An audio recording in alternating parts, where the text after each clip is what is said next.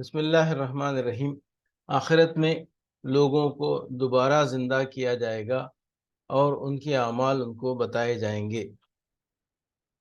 فہرست موضوعات تفہیم القرآن جلد پنجم عنوان آخرت صفحہ 356 سورہ مجادلہ آیت 6۔ یوم یبعثہم اللہ جميعا فینبئہم بما عملوا احصاہ اللہ ونسوہ واللہ علی کل شیء شہید۔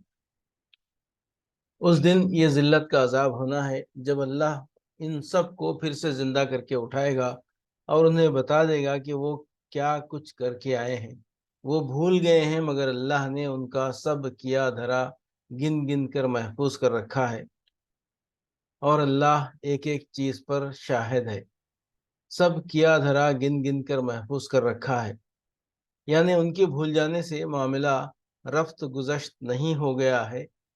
ان کے لیے خدا کی نافرمانی اور اس کے احکام کی خلاف ورزی ایسی معمولی چیز ہو سکتی ہے کہ اس کا ارتکاب کر کے اسے یاد تک نہ رکھیں، بلکہ اسے کوئی قابل اعتراض چیز ہی نہ سمجھیں کہ اس کی کچھ پرواہ انہیں ہو۔